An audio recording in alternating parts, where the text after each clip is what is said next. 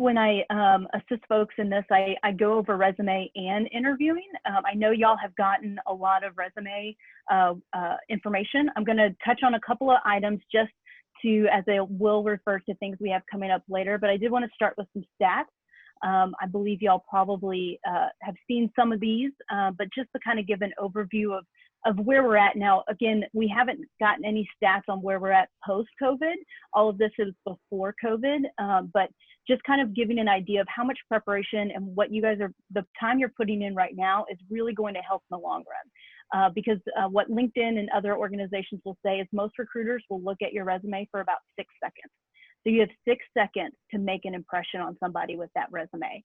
And most jobs before COVID had about 250 applicants for every single job. The one thing I always love to encourage people with is that 35% of people that are applying for jobs are actually qualified for the job they're applying for. And I like to point that out because a lot of times people will tell me, well, Michelle, I don't have this specific experience. I don't have the background and what they're looking for. And if you can meet the core competencies that they are looking for, you just have to convince them that you are the right person for that job. So don't, look at a job description and think, oh my gosh, I don't have all of these years of experience and all that. If you think you can go after that job, I highly recommend going after that job at this point. 66% of individuals would prefer someone with experience rather than recent graduates. So I don't know if we have any recent graduates on the call right now or who will be listening to this recording. I like to highlight that because for those individuals to go out and volunteer for an organization, to get that unpaid internship and work it, if you get that experience under your belt, that will help to put you over and above. But I also like to encourage, I help a lot of moms coming back into the workforce. And the experiences and what they have is just, it goes heads and toes over anybody coming out of a university with a degree. And so I don't want individuals to be discouraged and think, well, I've been out of the workforce for 10 years or 15 years, however long it might be. The experiences you have really are what those individuals are looking for. In 2014, over 18 million people found jobs through Facebook, over 10 million through LinkedIn. So really, you guys working your social medias and being on that is really key. And then 68% of resumes are missing significant accomplishments.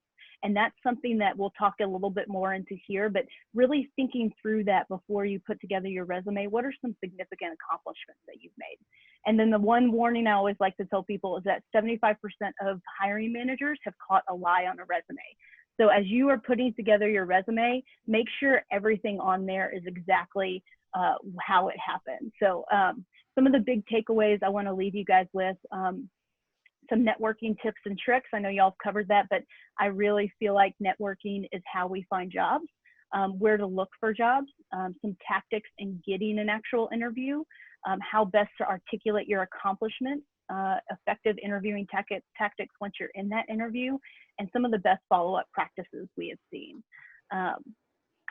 So some personal preparation. I always tell people, you're going to get out of this process what you put into it. The fact that you're taking time on your Monday evening right now to dive into this shows that you want to be prepared. So just think through some of these. We have this old saying that goes, how we spend our days is, of course, how we spend our lives. And most of us spend our 9 to 5, 8 to 5. My first job was 7 to 7 on a good day, at work. So really finding meaningful work or finding meaning in our work. We may not have the most glamorous job, but if we can find meaning in, I'd always love to tell Starbucks baristas, you have some of the best work because you are the person that can really make or break someone's day. And to really look at it that way is how we find meaning in our work, even if it's not our dream job. The average person spends approximately 90,000 hours at work over a lifetime. So what we really want to go after jobs that are going to make us better. So I always tell people, encourage them, pray through what you feel called to. Do you feel called to a specific industry? Do you feel called to a specific city? Do you feel called to a specific organization? And cast the net really, really wide.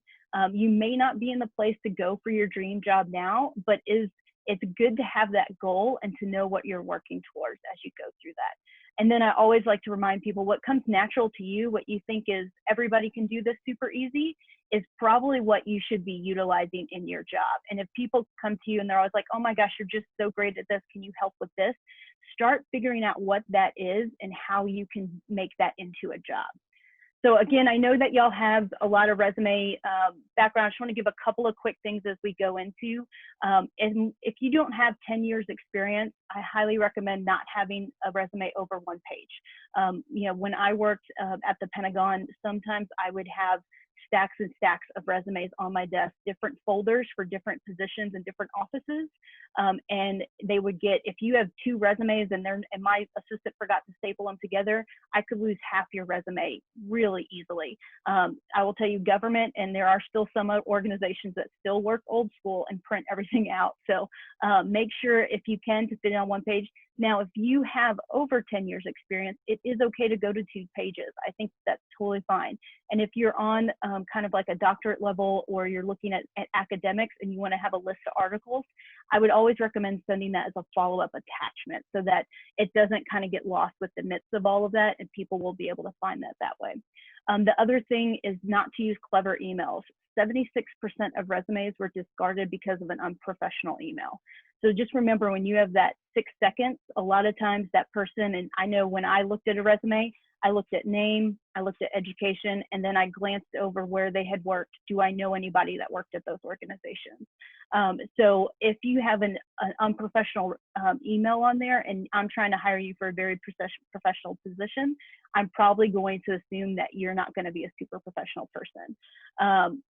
Photos, this is one I've gone back and forth on with individuals. I think most people, it just takes up much needed space on your 1 page. If you're going to be applying for a position that's very creative, or you'd be the face of the company, go ahead and leave your photo on there. But most people are going to check out. I don't think I interviewed one person, even back in the government during the Bush days when you know, social media was not a big thing. We still checked out anything online. We Googled them. We found they're going to see what you look like. So unless it's asked for, I recommend taking that off, saving your spot. Always send it as a PDF, and don't use any acronyms that someone wouldn't know. A couple of the other things that people tend to tell me they haven't had anybody tell them is an intro sentence. When you're explaining your role, a lot of times if I tell someone I work for the A21 campaign, they're like, great, what is that? But if I say I work for a global nonprofit in 18 locations serving in 13 countries, now you know, and you have context of what I do. I always say people will undersell your resume or way oversell your resume. So help to give them that context of what you're doing there. And that kind of goes into that next part. Let them know who you reported to. Let them know who you oversaw. And the more you can quantify things, your team sizes, budgets, offices, the amount of customers you saw, that really helps them to understand the load that was on you and your ability to really handle some just difficult projects. Show growth. Let them know, like, hey, since I took over, you know, our sales went up by such %, or we had this much more effective in our manufacturing productivity. Show those types of things on there. Those are the things that they won't know. And what did you do that people don't think of? So a lot of times, I love to use this example. A dear friend of mine, he's a U.S. Marshal, and he was applying for this fellowship that was, you know, real big deal. And he had started his career as a street cop in Florida. And on his resume, he put high-speed chases, writing parking tickets, processing inmates. And at the very bottom, he put that he was on a special task force and was undercover for 2 weeks in a drug sting. And I was like, are you kidding me? Like, you buried the lead here. Like, start with that. Like, I know that a police officer is going to be doing high-speed chases. I know that they're going to be writing tickets. Tell me what I don't know that you did. So really think through that when you're looking at each one of your job positions. I always say to give your references upon request. That allows you to tell your references, hey, I just spoke with Michelle Parrozzo at the A21 campaign. I'm interviewing for this position. Here's the job description. Here's why I want to do it. And here's why I think it's going to be great. You give them all that information. You can feed that to them. You're going to have solid references. If you just put those numbers on there, I'm probably going to call them and maybe not give you a heads up that I'm calling them, because I know I'll get a more real response from them at that point. And then I always say, please allow your former supervisors to know how you're describing it. So I send if I'm updating my resume, I will send my description of my job to my former supervisor and just say, hey, does this reflect what you feel like I accomplished while I was here? And what that allows you to do is that if I call that supervisor and I say, Michelle said that she grew the team from 8 to 35, they'll be like, oh, they might stop. And if someone pauses for too long, that might not look really great on you. So just make sure they have that information ahead of time, and so that they are aware of how you're represented and they feel comfortable with that. So now getting into what we're looking for, networking and looking for job postings. I was going to make this 2 sections, but I really feel like they are hand in hand. An author that I love, Lydia Fennett, she has a saying that's network or die. And I truly believe that is correct. I think I maybe applied for 1, maybe 2 jobs in my career at this point, and that was my first job. Even then, it was through a networking individual who helped me say, hey, here's where you need to send all this information. But since then, it's really been, hey, Michelle, so-and-so needs someone to do this. Can you come and help? It's all been through my network. So the more you network, the more you reach out, the more effective it's going to be. So work your LinkedIn. Recruiters use that so much now. So go through your LinkedIn, make sure everything makes sense, make sure your photo is really good, make sure your email looks great, you have a great description on there, have people jump in and endorse you for certain skills. Make sure those things are active and on there. Be liking different news articles. The more you do on there, the more it will bring you up in people's searches. I'm sure y'all heard all of that. And then John Maxwell has a great quote that he says, "Who do you know that I need to know?" So let people know that you're looking. And as you're doing that, just ask them that question. And I'll do that a lot with A21 when I'm reconnecting with a friend. I'll say, hey, like they always want to hear, people are very fascinated about the work that I do now. And so a lot of times our conversation will end up leading that way. And I, even if I'm catching up with an old friend, I'll use it as a business opportunity. And I'll just say, I can see that you're interested in this. Who do you know that I need to know, that needs to know more about this? And we've, through that, I've found some great donors. I've found some great connections for our organization. So as you're looking for a job, that is one of the best questions you can ask individuals. People want to help people. So really bring people into your search. Let them know that you're looking. Purposely gather people together. I always say don't bait and switch on individuals. So, if you say, hey, I want to have 5 people over because it's COVID and we can't have too many people over right now. I would love to have a dinner party. Don't, invite a dinner party and then start asking everybody for a job. But say, I'm looking for, to change in career. I'd love to pick y'all's brain. Would you be willing to come to my house for dinner? Or would you be willing to gather and meet with some individuals? And that's people are so willing to help. You would be shocked how many people, and I would tell people, put it up on your Facebook status. Hey, I'm had a job situation. Here's what's happening. If you know somebody, send me a direct message and I'd love to connect with you. And then, just see where that goes from there. But be realistic at the same time as well. Because of my job experience, I've had the great honor of getting to work hand in hand with some really big names and some really incredible people. And so I do have a lot of individuals who will reach out to me to network and want me to introduce them to someone, or want me to introduce them to, a person in a different, kind of line of work. I'm happy to do that. But I do sometimes have people who will call and legitimately ask me to set up a meeting with the former president of the United States. And I say, no, that's not going to happen. And in reality, you kind of burn that networking person if you go outside of what's realistic. So asking that individual, hey, can I take you to lunch? Or could we meet up for a walk in the park? And I'd love to just pick your brain about your background in this. And then if it naturally comes up, they are probably going to say, you know what, I know so-and-so, let me introduce you to them and see where it goes from there.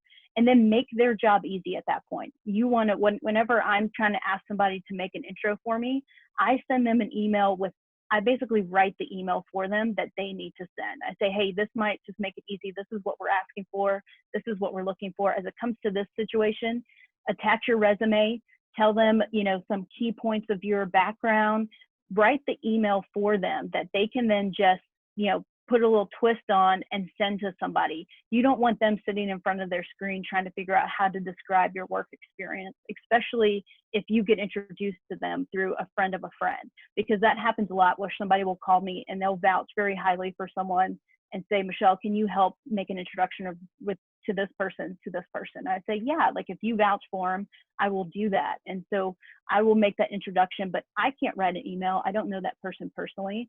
And if you leave it to me, I'm just going to say, a friend of a friend has asked me to introduce you to this person.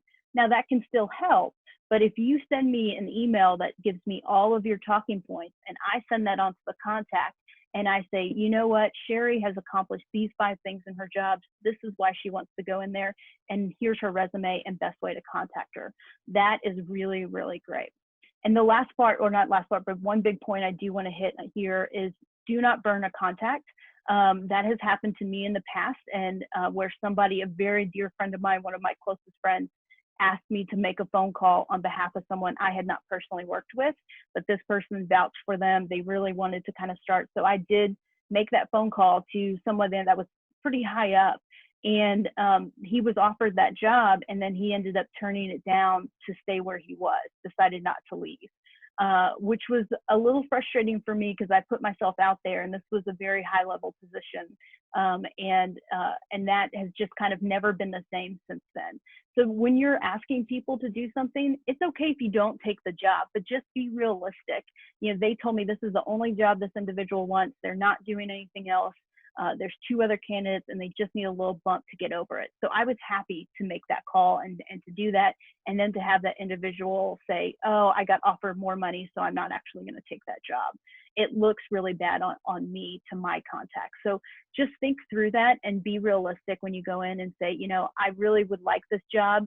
I'm trying to figure out if I can stay where I'm at now. Then I might still make that phone call for you. I just is going to be more realistic when I talk to this individual.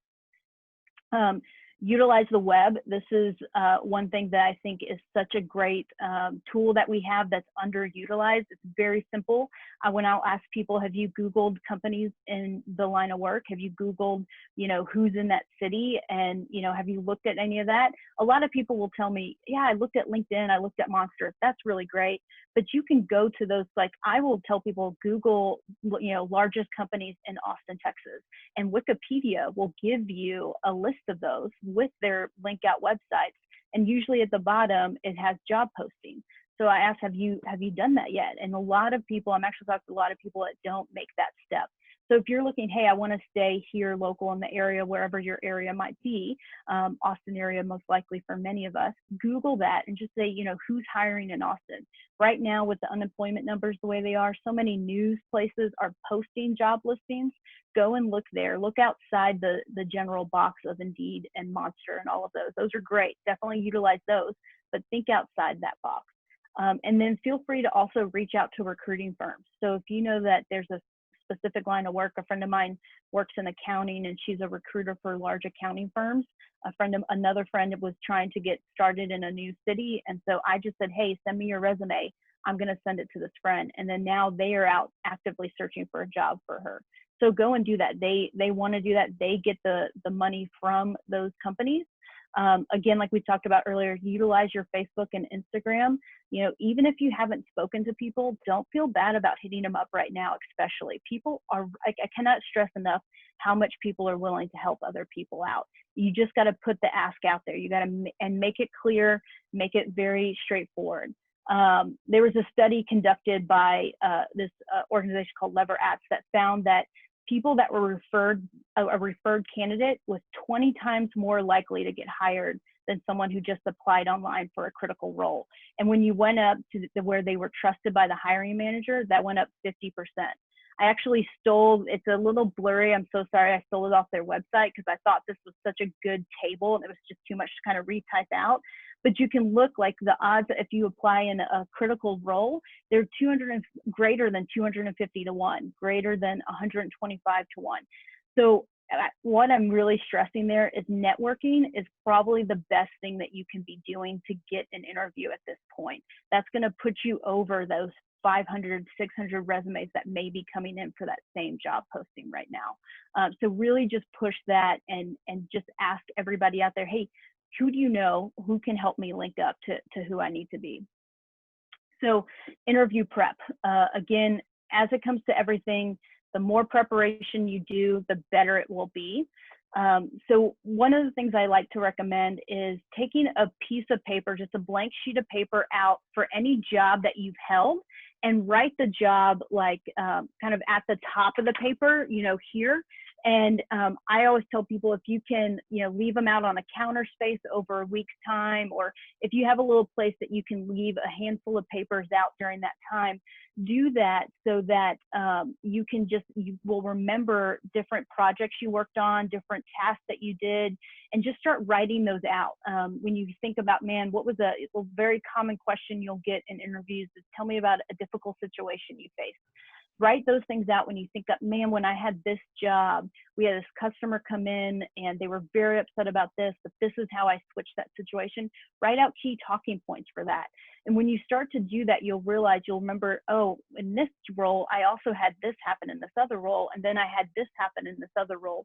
Put those things out there. The quicker you can refer to those in interviews, the better it is. One, it just shows self-awareness. It shows that you know what you're capable of, you know what you're strong at, and you also know what you're weak at. And then so you can really refer to those things. When I lay out a question like, tell me of a difficult experience that you had, somebody will just stand there sometimes and just kind of stare. And that's fine if you take a little bit of time, but I've had people sit in my office 4 or 5 minutes trying to think of something.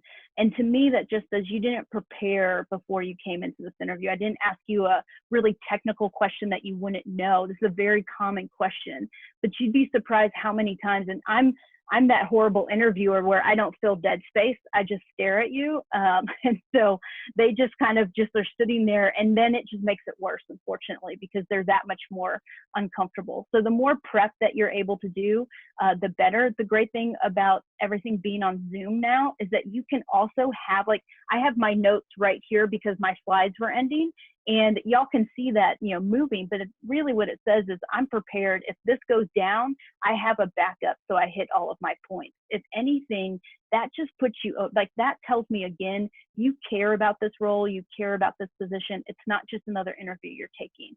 So really those things right there can also help just be good talking points to remind you. If you get nervous, you can just look over real quick and you'll see your talking points and come back and be able to answer that.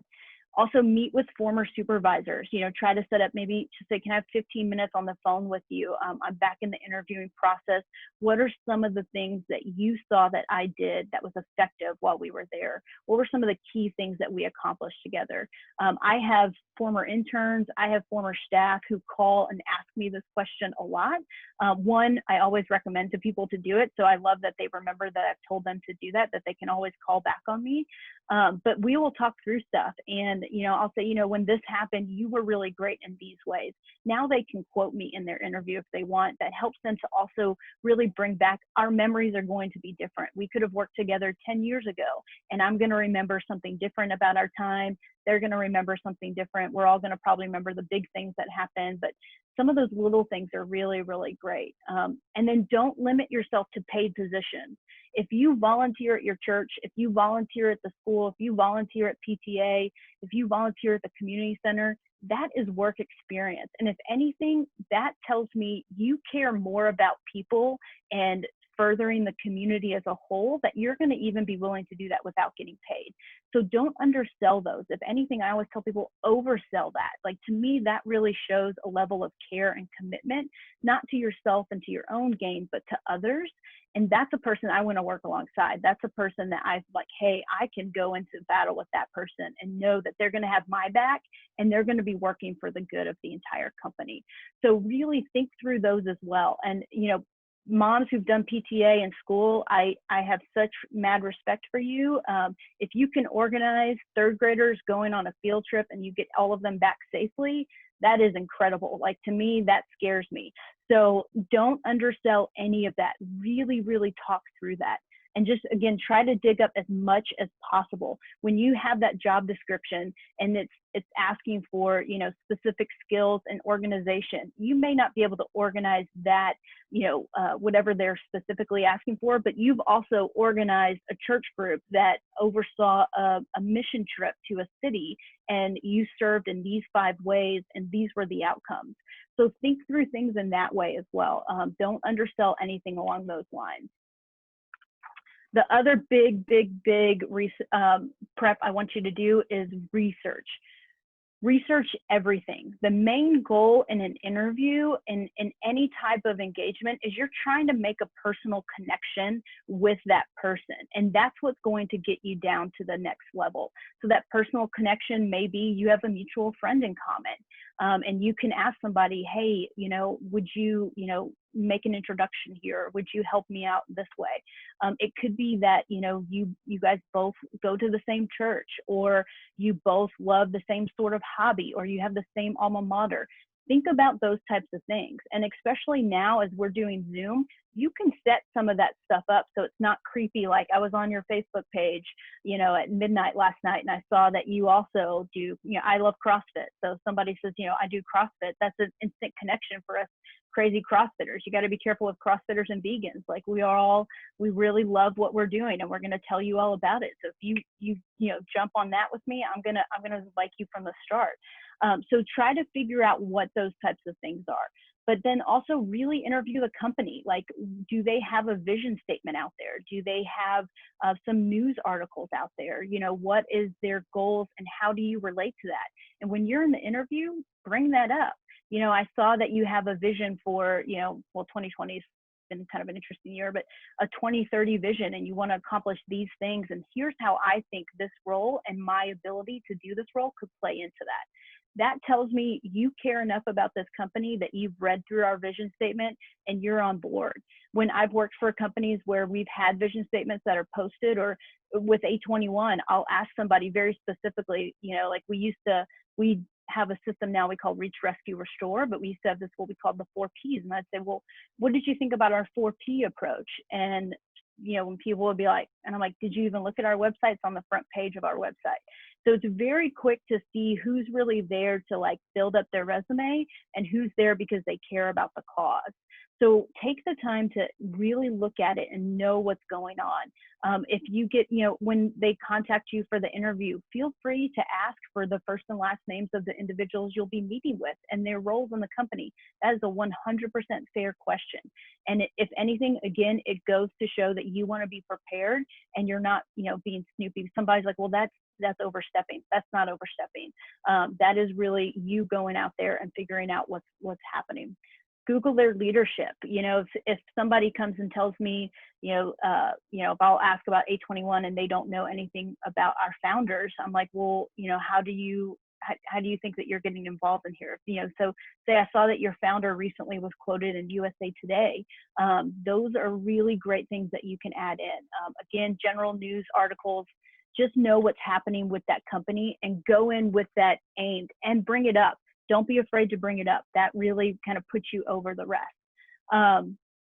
Remember, your interview begins with the first interaction. So when that assistant calls and they're setting up the interview, how you treat that assistant, I will always ask my assistant, well, how were they with you on the phone? How were they with you in email interactions? You know, if it's someone that's high enough that we're going to fly them in, or we're dealing with travel things, that really is very telling how someone's going to handle my team when we're setting up travel for them. Are they, you know, really picky? Are they, you know, rude to our team? You know, I like to take, and a lot of people do this, I like to, well, at least back when we could go to dinner and have that, I would do interviews at a meal, and I would watch how that candidate would interact with the wait staff, the bus staff, the maitre d' as we walked into a restaurant. Know that all of those interactions, what that tells me is how you're going to treat those individuals is how you're going to treat the team as a whole. And if you're not going to respect those individuals as if they were an equal member on the team, you're not somebody that I can bring onto my teams. Many of the teams that I've worked on, we have to accomplish a whole lot with a very few people. And if you have one cog that's out there, it's not good. So make sure that, you know, as you're doing that and interacting, you're also watching how you're interacting with those individuals. Today's day and age, you got to know the news.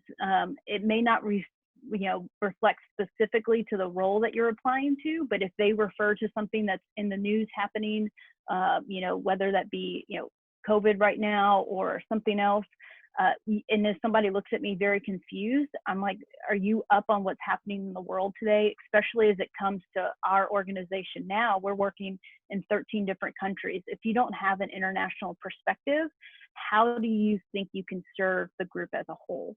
So know the news. Really, you know, I don't want people to be overwhelmed with the news right now because I do think it can be too much. But I will watch 1 hour in the morning, 1 hour in the evening. I usually watch at least an extra half hour to 45 minutes of local news. And then I'll look at the headlines through the major papers, USA Today, Wall Street Journal, New York Times, Washington Post, whether you agree with them or not. Look at those articles and at least have a solid understanding. There's a great group mainly for women, I think guys can sign up for as well, called The Skim. I sign up for their emails. They'll send you just a big and just kind of a blurb of what's happening every day. Again, I don't always agree with how their perspective, but it's at least good and it gives me click outs to go and helps me to have a good understanding. The other one that I love to remind people is be ready for the common questions. We talked a little bit about that. Strengths and weaknesses. This question actually tells me a whole lot about someone. If you come to me with very general strengths and weaknesses, I work very hard. I know how to just, you know, multitask, things like that. Weaknesses, the ones that I hate the worst are when it's a soft pat on the back. Oh, I just don't know how to say no. That to me, that's not a weakness. That's unaware of you as a worker. So make them very tactile. You know, when I talk about this question, I talk about my strengths, organization. I'm really good at. I will kind of combine it and say, you know, one of my weaknesses is I'm not a visionary. I am really great at taking someone's vision and finding the execution of that vision, but I'm not great at coming up with that vision. So if you're looking for me to come up with a new vision for an organization, I'm not going to be your girl. But if you have a vision, you're just not sure how to make that happen, I'm your girl. I can figure out how to make the rubber meets the road. I'm also, when it comes to weaknesses, I'm horrible at grammar. Y'all may have even found some grammar mistakes in this slideshow because this one's a new one for me.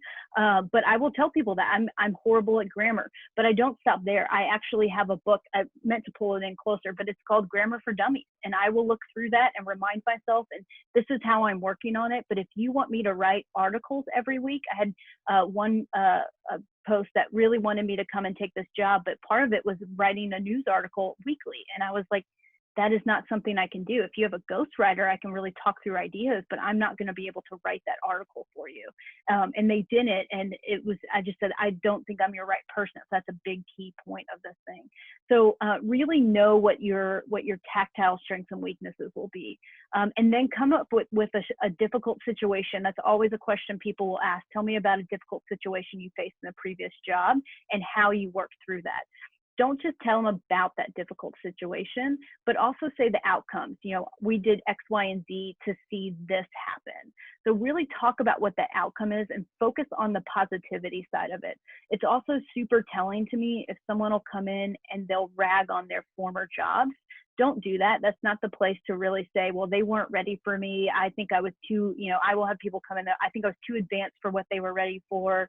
Even if that's the case, you can talk about it in ways of, you know, it wasn't the greatest fit for us, you know, but these are some great things they were doing. And here's what I learned while I was there. So a lot of times some people might say, you know, tell me why you left your last job, or, you know, why are you out looking, you know, right now? Don't ever rag on a former job, because to me that says if something goes south here, you may go out and now talk bad about 821, and that to me is not great. And sometimes I'll know, hey, this individual went through the ringer in their last job, and if they don't bring up a thing of it to me, that even impresses me even more. So really think through that. How can you talk about your previous experience in a way that honors that former company, but also pulls out what you learned from that experience? And sometimes it'll be, I just learned this is not a organization fit for me. Here's some things that I do well. It didn't seem to fit right in the organization they had. That's okay to say that. That's not unfair. The job description, know the job description you're applying for like the back of your hand, and refer to it often. You know, I know you're looking for someone who has 10 years in event planning experience. You know, I don't have official event planning experience, but I have worked with organizing school trips and church mission trips. That's for sure event planning experience. Think through those types of stuff and refer back to those in the interview.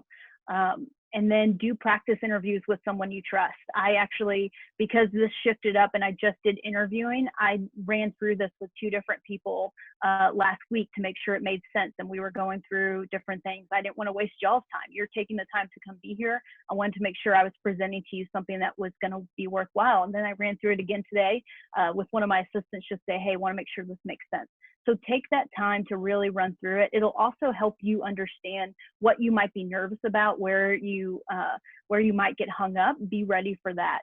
And then especially as it comes to everything being online, talking about the technical side, go through and know Microsoft Teams, Skype, Zoom, know how to turn your microphone off, mute yourself, turn on your camera. Be ready for all of those guys there. In the interview, okay, we're kind of going back and forth. We got a little bit of all that. A lot of times right now, you're getting a lot of phone and Zoom interviews. I tell people, you know, stand up. If you're just on the phone and you stand up, you actually speak more confidently than if you're sitting down. And it also allows you, if you're going to have your papers spread out, you know, anytime I speak with a potential partner or a government agency person on the phone, I'm always standing. My team always says, you're always walking around your office. And I said, because when I'm standing, I'm more confident. If you're sitting, it's easier to kind of slouch back, kind of get comfortable, start getting distracted by things that are, you know, here. If I'm standing up and I'll look at a blank wall, or one of my assistants, you say, it always looks like you're talking to yourself. And I was like, I get it, because I love to just use my headphones and I have a lot of hair. So especially now with wireless, it definitely looks like I'm talking to myself all the time. But stand up, you're going to present so much better. Dress to impress, especially even the bottoms. I had a interview with a potential donor, and it's my first time meeting them when everything kind of started COVID. And I actually have recently just moved to Texas. I was in California. I didn't have air conditioning in my house. It would happen to be a very hot day. And so I had shorts on, but I had a professional top. And y'all may have seen my dog walking a few times here. She decided to go crazy, and I stood up to try to go grab her, and you were able to see my Lulu workout shorts with my business jacket and top, which was, we all had a good laugh about it. And luckily these people were very relaxed, but if that wasn't the case, that could have been a really, really bad moment. So it's an hour, you know, put some dress pants on, be ready to go. Be very aware of I and we. If you're interviewing them as much as they're interviewing you. So if that individual talks about, you know, now my dog is trying to get me to pet her. So funny. If that individual says, you know, since I got here, we have accomplished this. Since I started enacting these things, this is what we did. It's probably not a boss you want to actually have. Be very mindful. That person is probably going to keep you at distance and away.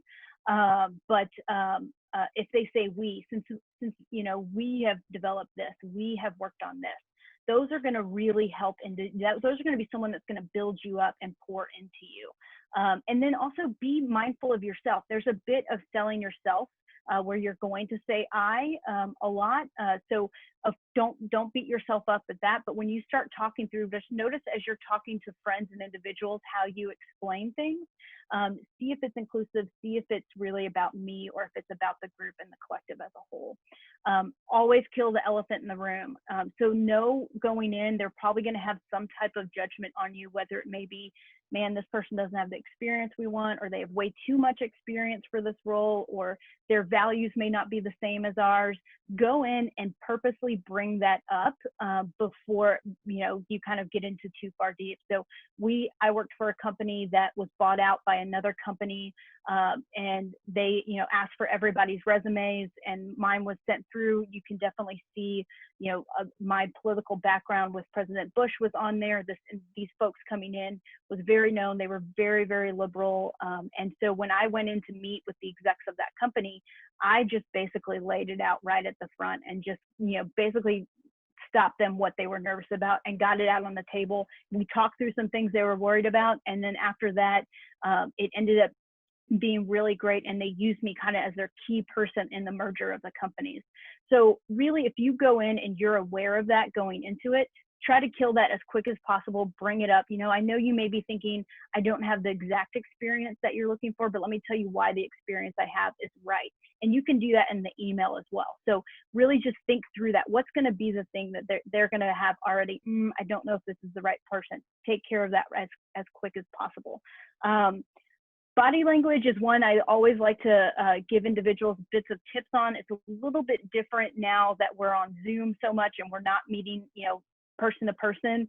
If the person is engaged, leaning forward, they're definitely interested in you. If they lean back, if they're looking away, if they're sitting like this, you probably don't have them just yet. So really try to pull into that and see how you can bring them onto your side. I always say, if you do get the chance to meet with somebody in person and they at some point cross their ankles or their legs, that is a really great sign. That's one of the best signs that you can get. That means they're relaxed around you and they're enjoying that time and they don't want you to leave.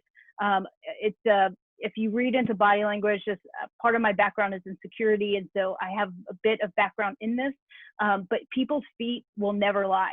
If their feet pointing towards the door or pointing away from you, that's a sign that this is probably not going as well as you want it to go, and try to figure out how you can pull that person back in. But right now, as we're looking at Zoom, watch the shoulders, watch their head. Are they coming towards the camera? Are they really trying to engage with you? Are they using their hands? All great signs. If they're just sitting back and not engaged, then be a little bit nervous and try to see what you can do to pull them in. And then follow up with your references and let them know how that interview went. Hey, I just met with Michelle at A21, went really well. She had some questions about this and this experience. She really liked this experience. And then make sure they have the job description of what you're applying for. I've sent you through the job description and why I think I'd be great for that role. And then the other thing I always love, as you can see right now, people love to talk about themselves. Like, let's just be honest, everybody loves to talk about themselves. So let them talk about themselves. Let them talk about the company. One, you'll get a really good understanding of who that person is. Remember, you're interviewing them. And you'll get an understanding of where they want to go. And with that, have good questions. Come with questions of, in today's age, where do you see this role going? Are you concerned? It's okay to ask, are you concerned with COVID about the sustainability of the business? Are there things that we can be looking at that I could be preparing for to help better your business in a season of COVID? Or how do you see this role outreaching now that, we can't hold events like we used to? And then come with some ideas, like make that a little, like a bit of a pat on your back as well. So if you say, how do you see this out working? How are you going to outreach to people in today's day and age?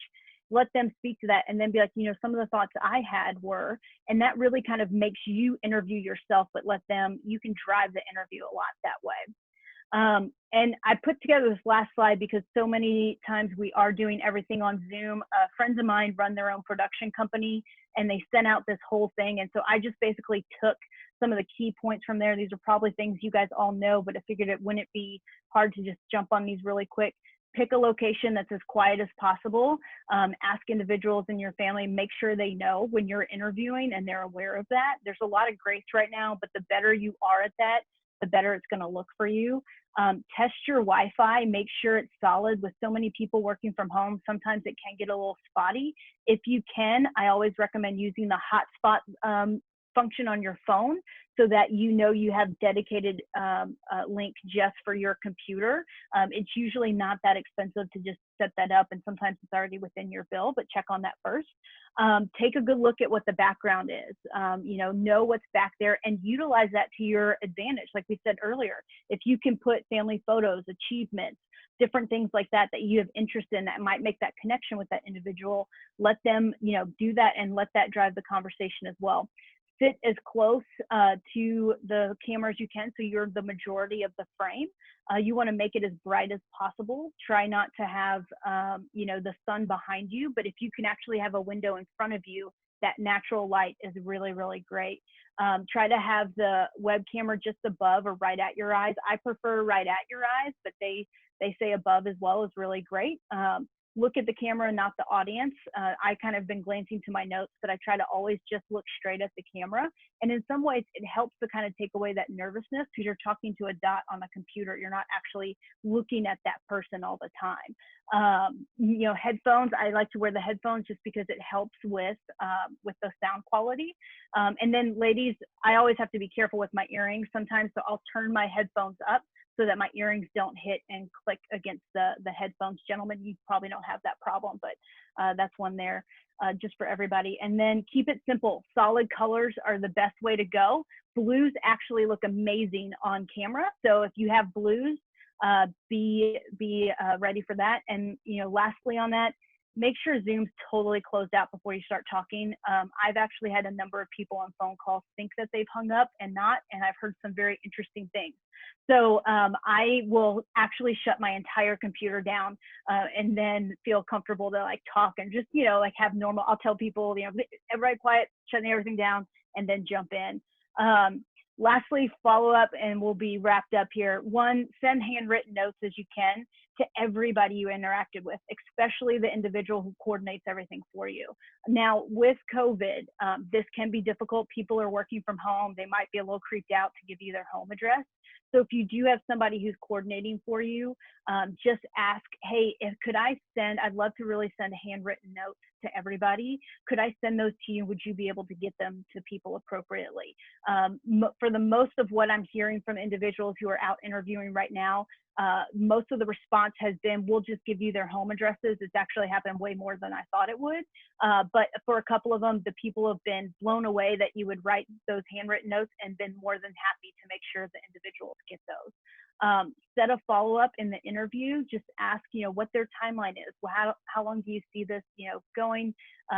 When would be the next time I'd hear from you? And then stick to that. If they say, we'll be getting back to you at the end of the week, let them try to get back to you. If you don't hear anything Monday, send a follow-up email, and always make it just making sure you're not waiting on anything from me. Put it on you. Don't be like, I haven't heard from you guys. What's happening over there?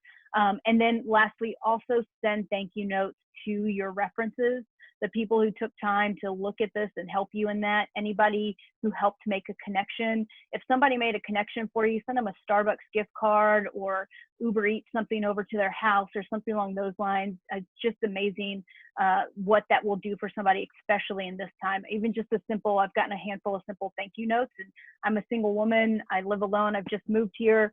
So for me, getting those thank you notes are great, just a touch point for people, and I love that. So that is a lot of information. Thank you guys for hanging on with me, and I will answer any questions you might have. Let me close out of my share here. Okay. Wow, that is a lot of great information. I think there's at least a few questions or thoughts that happened. I know I had one early on, just if you could elaborate. You had talked about not using a professional email. Did you mean like a professional email address? What do could you cover that? Yeah, so sometimes you'll get young individuals coming out of college. You'll have I'm an Aggie, so I can make fun of Aggies, funny Aggie joke email, and then @gmail.com or something like that, where it's,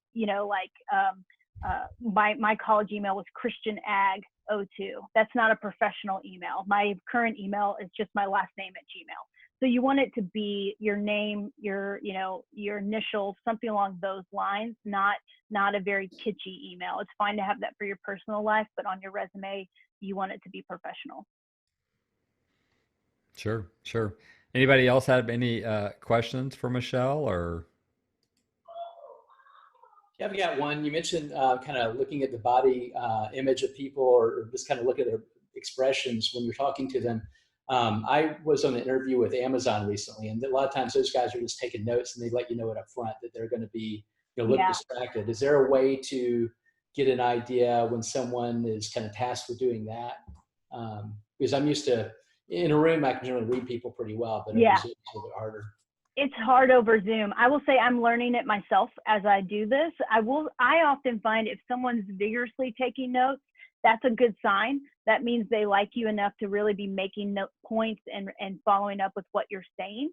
If they are disengaged and they tell you they're going to be taking notes and you see they're not taking any notes, to me that would be concerning on that sense. But honestly, people taking notes and really doing that. And I will also say to everybody too, if you're taking notes, that is a good point. You want to let people know that. And then I don't think anybody on here would do it, but I would also recommend just not doing it on your computer, because they won't know what you're actually doing. But if you're writing with a pen and pencil and they can see that, that's more likely you're actually engaged with what they're doing than you're responding to another email or liking a social media post. There are folks that I know there are some companies that have just totally banned computers from meetings.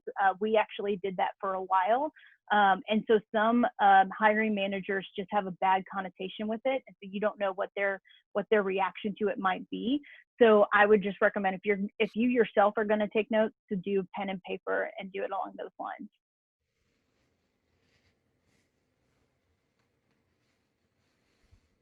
Other questions or?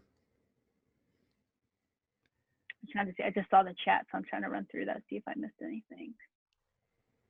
Someone caught a spelling. Yeah, sorry. I tried to look through it, but we were knocking out a few other things this week, and I had some other stuff, personal stuff, come up.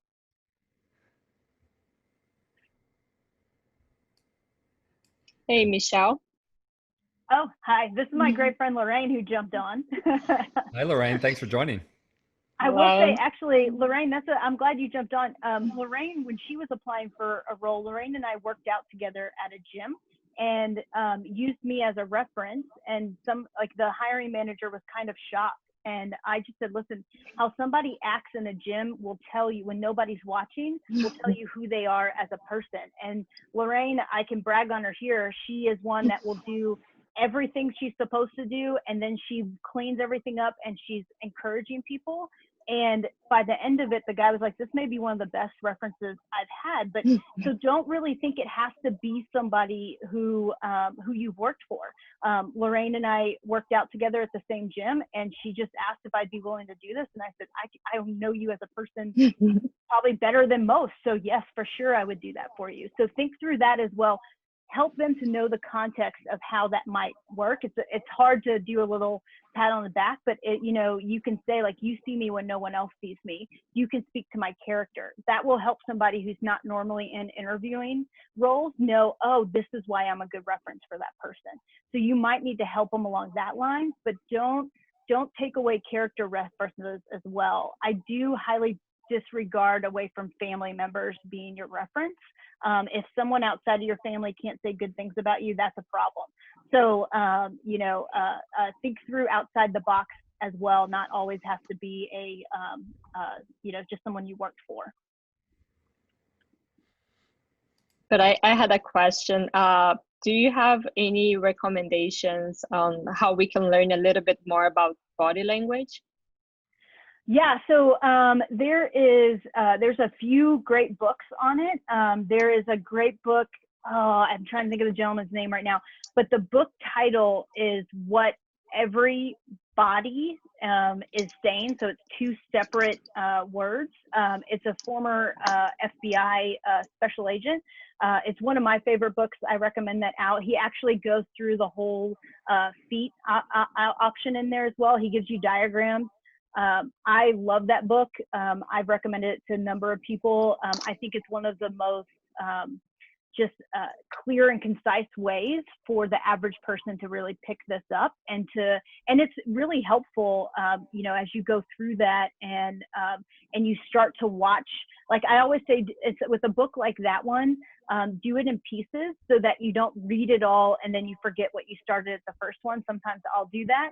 So read a chapter and then try to watch in your everyday life, as you're having interactions with people, trying to pick up some of those body language tips, and then go to the next chapter, because then you'll retain a lot more of it. But it is super helpful and great when you're in negotiations and talking, especially with interviews. Let me see if I can find, I know I have it in my Audible, because I still listen to that one and I love it. And I highly recommend Audible as well. It's by Joe Navarro. I wanted to say Navarro and I thought I was wrong. His name is Joe Navarro, and it's what every body, and it's in all caps, is saying. And it's a great way to just, kind of be able to pick up on body language and understand that one. But yeah, it's a great book. And then I recommend Audible as well. Like, always be learning. I like to ask people what they're reading or what was something recent that inspired them. And if people can give me something very tactile, I always love that. It tells me more about who they are as a person as well. Thank you. I think Sarah or John, I think you guys had some comments or questions maybe, or you can come up. Yeah, I mean, there's always a power dynamic going on, right? And it becomes even more acute, it seems like, lately. And like, I've been experiencing these, oh, you're going to present in front of like 8 people, right? I'm on a call like this. And 7 of those 8 people have their cameras turned off. Yeah. Or something like, something like that. Yeah. And, so you can't get a read on any of them, or like, are they even there? Are they It's hard. attention? Yeah. And so I maybe err on the side of being too forthright sometimes. And so I'll ask them questions, partly to check in with them, like, hey, Bob, I haven't heard from you. Really interested in what your take is on this, or what have you. But then, you only have an hour and there's 8 people and you got your agenda, they have their agenda. Like, how do you manage that with so few of the normal signals that you would get if you were in person? It's really hard. And I actually have been doing a lot of presenting. I presented to an entire company a couple weeks ago, and I couldn't see a single person because of the way they set it up. And it was so hard because, one, I was speaking about human trafficking, which is a very difficult conversation if people don't know much about it. And I like to read off of the room and be able to see, like, is this too much? Like, you can kind of tell when people are wincing, hey, we're probably reached what they can handle. We need to dial back. So in this time, I've just kind of gone soft on that side, just as a personal, and it's hard, but I try to almost tune it out. And if it's something, if you're interviewing, you do want to engage with them. And I think it's totally fine to ask them and ask specific people. To me, I think that's a really great thing. And it shows you're trying to get the dynamic of the different individuals. If you're presenting to something like this, for me, I knew there was so much information I wanted to get through in a short period of time. And so I just kind of go straight at that. And I'm always loving feedback. So if y'all have feedback, please give that, because I think this Zoom presenting is something we're all learning. And I've done it before, but I haven't done it where it's just been 100% of what I'm doing all the time. So I think as people have feedback, I love to get the feedback. If y'all do Enneagrams, I'm an 8, so I'm really great with straightforward feedback. I don't do well with soft feedback. And that's another thing I will say. If there's something that's hot like that, like, I used to tell people Enneagrams are stupid. Like, I don't need to know all that. And then I realized so many people were referring to them. I went and I was like, I need to learn this. It's the conversation everybody's having. I can't not be in that conversation. So things like that, like, if you know that they're really big, like, sometimes people will have you do strength finders, or they'll have you do Myers-Briggs, or they'll have you do Enneagram before you come in. Whichever one they send you, you want to learn more information on that if you don't. So, like, I had a company do Myers-Briggs for me, and I spent $100. I bought all the profiles. Now, each one of those are like 75 plus pages. Now, I didn't have time to read through them, but I did glance over all of them to have a good understanding, so that when I went into that interview, when I was talking with them, I could refer to stuff. And they were even shocked. with the amount of training they had. And I mean, I literally had looked over it like the week before and then right before I went into the meeting, but it was something I knew they really were on. So I wanted to learn it because it was important to them. So I think in those types of stuff too, there's a lot of companies that will do that. And even if you think it's a little hokey or whatever, it's so good for you to know it and know kind of the basics of the other ones and what you would be in those personality tests. So all that to say with presenting, I think it's something we're all figuring out at this point. Engage with people. I think people need engagement more now than ever. And so when you call on them by name and you're engaging with them, I think they love that. And I don't think you can go wrong that way. Especially keep it interactive and makes people stay on their toes, I think. So I think it's great if you can. And if they turn their cameras off, I just pretend they're just taking so many notes, or they've got kids in the background, so I try to just give grace. It's not me, it's something they have on their side. Or they're in their pajamas still. Yeah, I'd like to add a couple of comments, because I've been, I do a lot of this kind of work with people on Zoom. And, it's interesting because the question is they're off, and that's one part of it. But the other part is that it's easy for us to sometimes make an assumption like, oh, they're checked out, they're doing their email or whatever.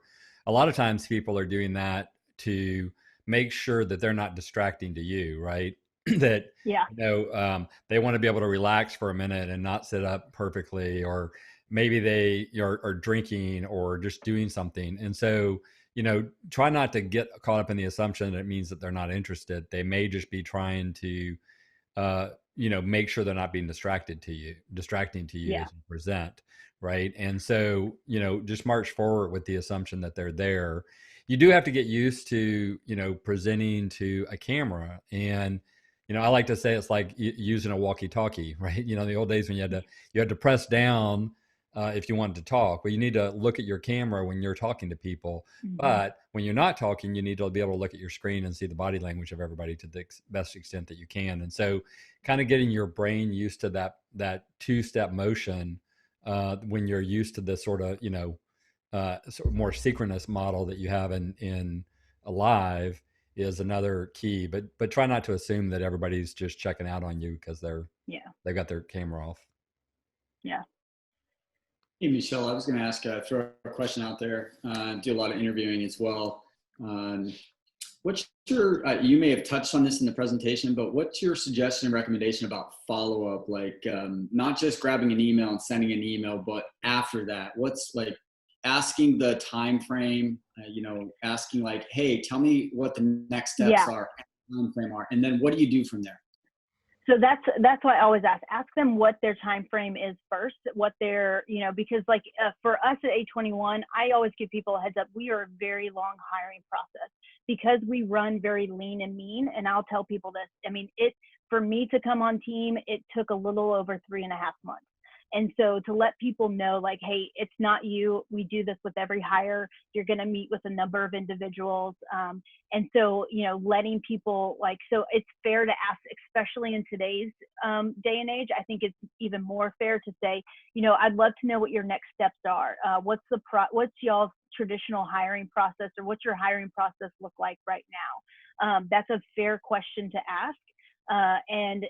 It's hard to really give like a general, because each hiring process is different.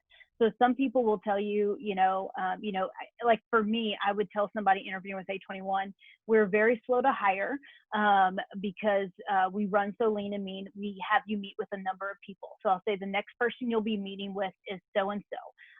And sometimes I'll divulge how many candidates, but usually I'll say we have other candidates we do have to interview, and that's probably going to take us the next couple of weeks. And then you'll hear back from if you're going to the next one, or if we are moving. Like we try to always let people know, hey, we're moving on, but we just didn't feel like you fit the criteria. So we're pretty straightforward in that, and I don't get bothered when someone follows up with me because I know how long our hiring process is. Some people right now will say, we're trying to make a decision by the end of the week. And so in those types of stuff, if they seem like they're near the end of the hiring process, I recommend giving space because usually there's a lot of jockeying of somebody may have another candidate they want, but you may be the more qualified person. So you never know what that dynamic is on the inside of the company. But if they give you, like if we interviewed today and I said, we're trying to make a decision by the end of the week, and you didn't hear from me by Friday, if you followed up on Monday, I would not have my feelings hurt, or I wouldn't be annoyed by that. But if you followed up with me on Thursday or Friday, I'd still kind of be like, I wouldn't want to be annoyed, but I'd probably tell you, we as a team are still meeting and we'll need a bit more time on that. And so if they come back to you and they say, hey, we're still moving forward. We do like you as a candidate, but we're working out some other stuff. The best thing to do is just say, great, please let me know if there's anything more you need from me. And if you don't hear back from them for another week, then I'd follow up again. Hey, Michelle, I'm just wanting to check in, making sure you had everything you needed. Looking forward to hearing from you guys as soon, and I'm going to say looking forward to hearing from you guys. Or another great tip is, I just saw this great article that came up and wanted to send it on your way. Let me know if there's anything else that you might be needing. And, think through ways that you can engage with them that may not be specifically asking. And a lot of times people will be like, I'm so sorry. Like, yes, we're trying to get there. If anything, it shows your diligence in trying to come through. If you're calling me every day, that might drive me crazy.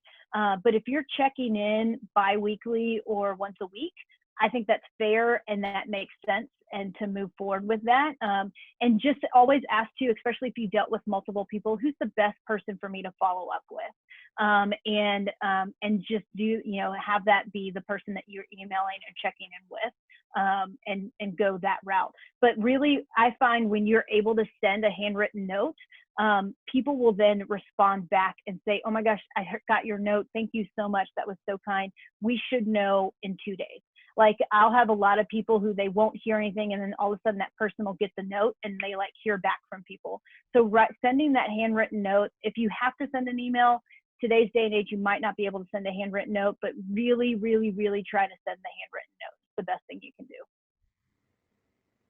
Did that answer it?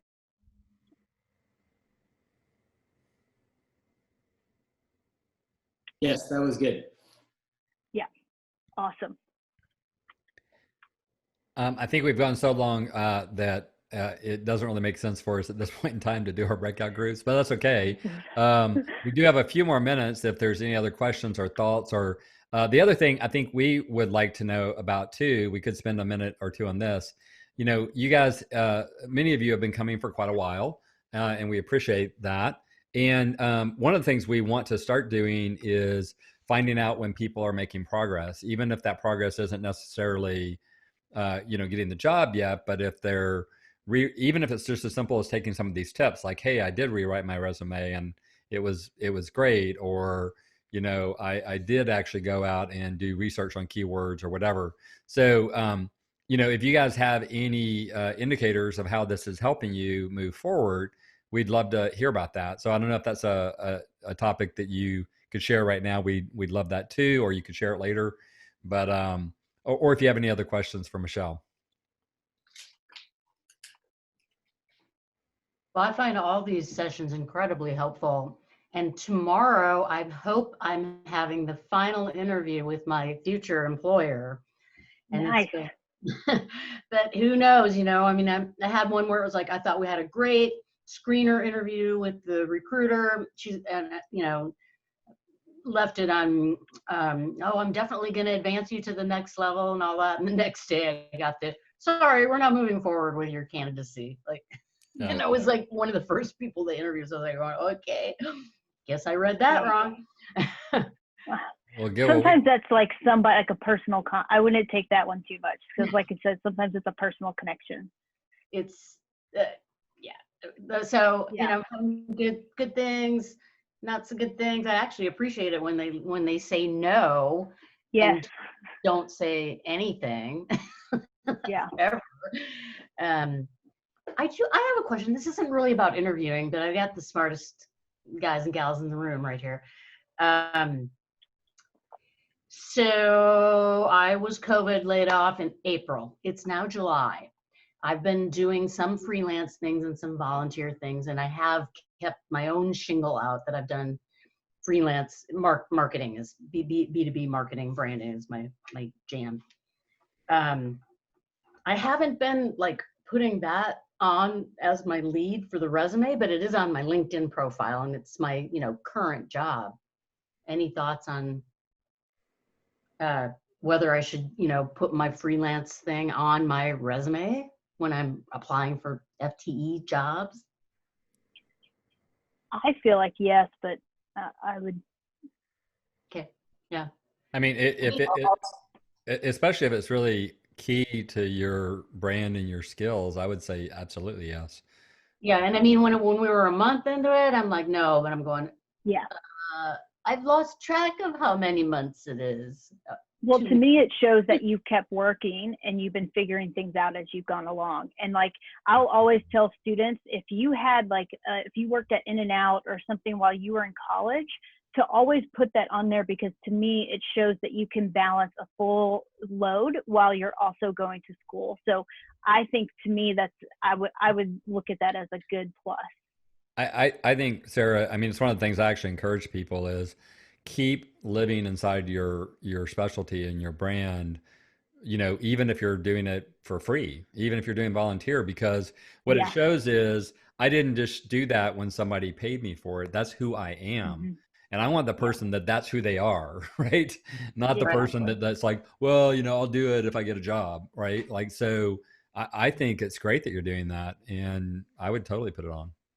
All right. Just to follow up on that, last year I pursued a nonprofit. A friend of mine worked for the nonprofit, trying to help them with Power BI. That's my background. I'm a business intelligence professional. And 4 months later, he came back to me and said, yeah. And so for the last 6 months, I've been doing Power BI work with their team, and it's a global nonprofit, in probably over 100 countries. And so it's pretty exciting. Plus, it keeps my technology skills current. They're in the process of moving to a cloud-based data warehouse. So I'm learning that technology and a data catalog. And so that works for me as well as for them. And I love the organization. So I'm planning to continue with them after getting a job. That's awesome. You got to think about it also, but I'll put one more caveat.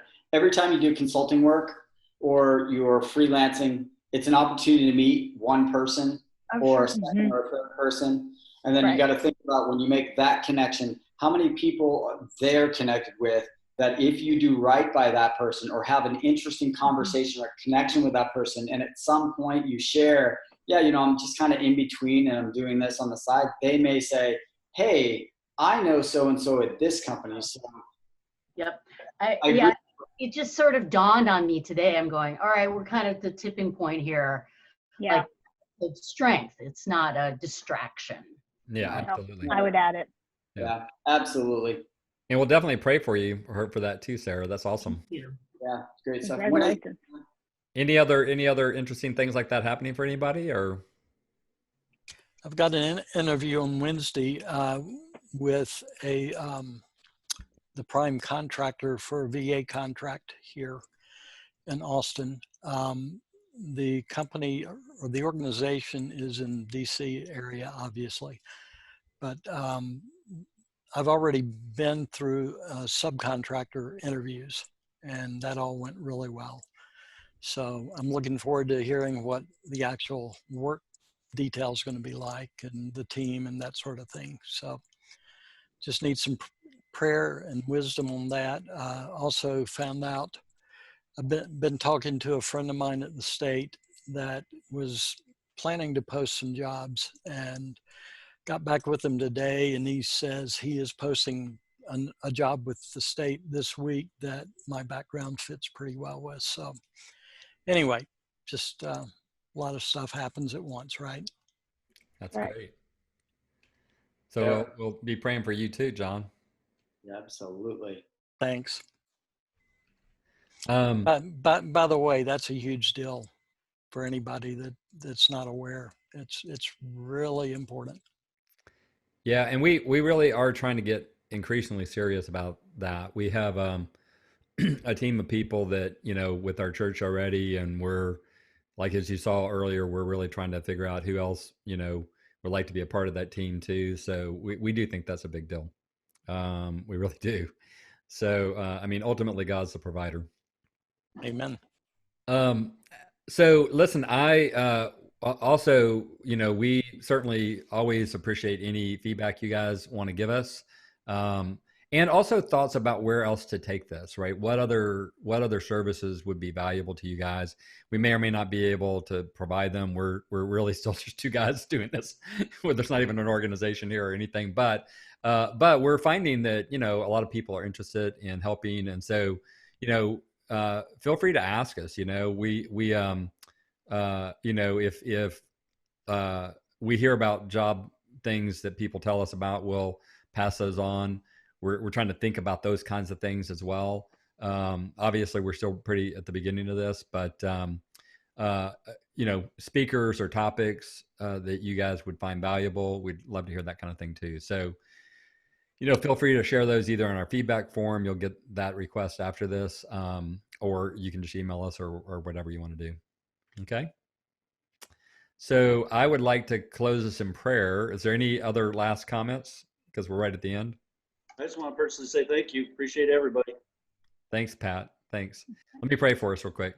Gracious Heavenly Father, thank you so much for Michelle's gift of her time and her experience, and for everybody who came and participated. And Father, we just ask that you would take these things that we're learning and help us put them into practice, and that they would take us on the journey that you're taking us on, to use the gifts you've given us more fully in our calling and our next careers, Father. Also, Father, just help us to care about one another and form community with each other and with the other people that are in our lives that are supporting us as we're moving forward. Help us to know that you're walking with us, Lord. In Jesus' name we pray. Amen. Amen. And This is Todd Boyum, and we hope you enjoyed this presentation of Fellowship Career Network. We meet every Monday evening from 6:30 to 8 p.m., and we hope you'll join us soon. To register and receive the Zoom link in your email, simply go to fellowshipcareernetwork.com today.